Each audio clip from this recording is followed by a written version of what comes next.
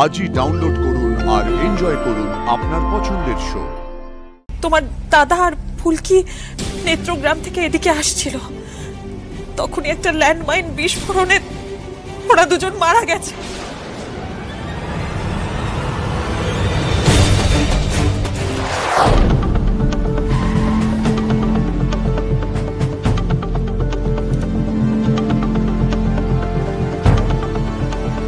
সামনে বড় বিপদ আছে, আর এগোবেন না, খুব অসুবিধায় পড়ে যাবেন। মানে কিসের অসুবিধা? আর আপনি রাস্তা আটকালেন কেন এভাবে? কারণ আছে বলেই আটকেছি।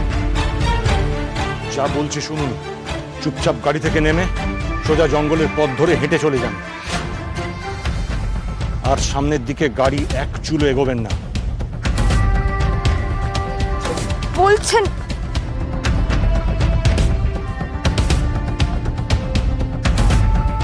কে বলুন তো আপনি? কে পাঠিয়েছে আপনাকে?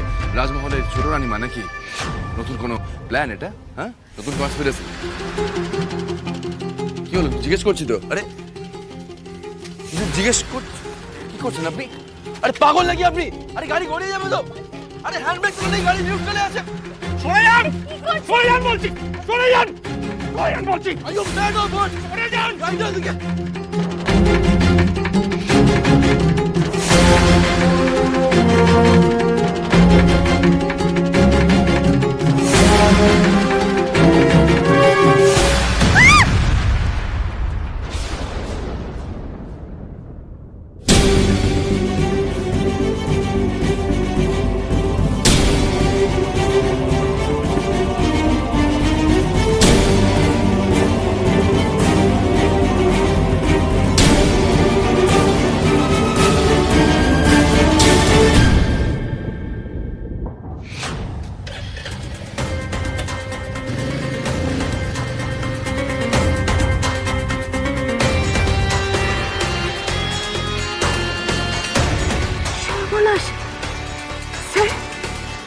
ওই লোকটা তো সত্যি কথা বলেছিল, বোমা ফাটলো।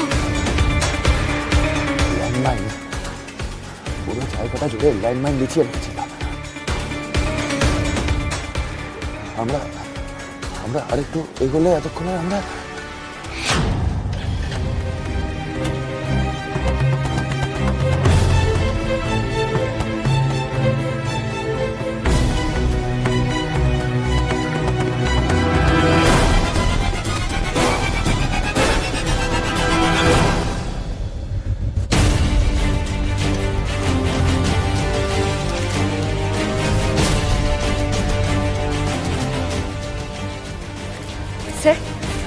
বারবার কে আমাদের এরকম মৃত্যুর মুখ থেকে বাঁচিয়ে দিচ্ছে বলুন তো? বুঝতে পারছি না, একবার চোরাবালিতে বাঁচালো আর একবার এখন। মানে মানে মা কালী পাঠাচ্ছে তাকে বন্ধু হয়ে আমাদের বাঁচিয়ে দেওয়ার জন্য। এইগুলো সব ছোট রানীমা ষড়যন্ত্র, আমাদের মেরে ফেলার জন্য, শেষ করে দেওয়ার জন্য। সেটা আমি ভালো করে বুঝে গিয়েছি। এক্স্যাক্টলি ফুলকি, এবার তো সব অঙ্ক মিলে যাচ্ছে। ছোট রানীমার লোকজন নিশ্চয়ই খবর পেয়ে গেছে যে আমরা বড় রাজা বাবুকে খুঁজে পেয়ে গেছি এবং তাকে নিয়ে আসছি ওইখানেই। হ্যাঁ, তাই মাঝপথে আমাদের মেরে ফেলতে চেয়েছিল।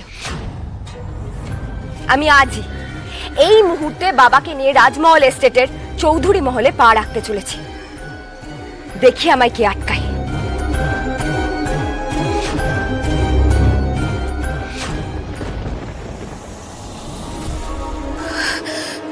তুমি ঠিক বলছো রুদ্ররূপ? মানে তুমি বলছো তুমি নিজের চোখে দেখেছো যে রোহিত, ফুলকি আর বড় রাজা বাবু লাস্টে উড়ে গেছে? আমি ভাবতে পারছি না আজকে এরকম একটা আনন্দের দিন, এরকম একটা শুভ দিন। আমি একটু পরে নৃসিংহদেবের মন্দিরে গিয়ে পুজো দেব। আজকে আমায় জীবনের সেরা অভিনয়টা করতে হবে।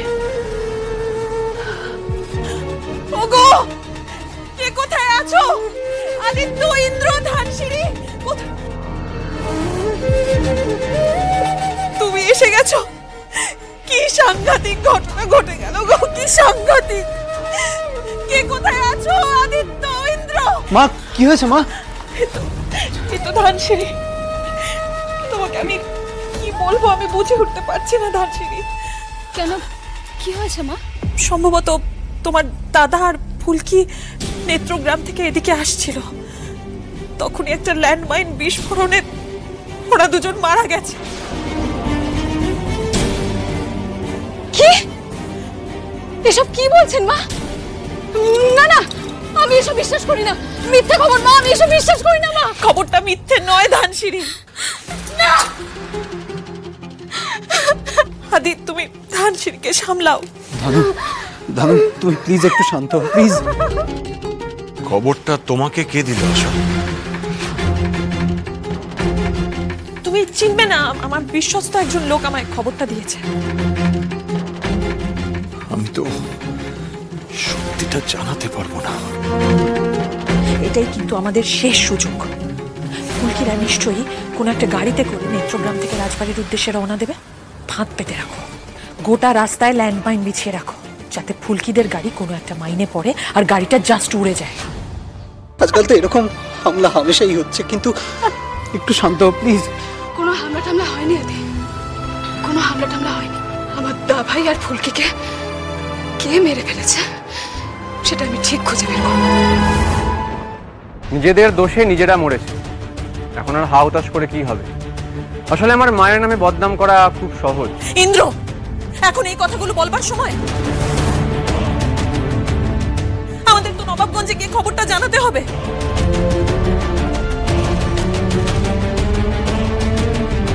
হ্যাঁ গো, তুমি নিজেই যাবে নাকি? কি হয়েছে? কি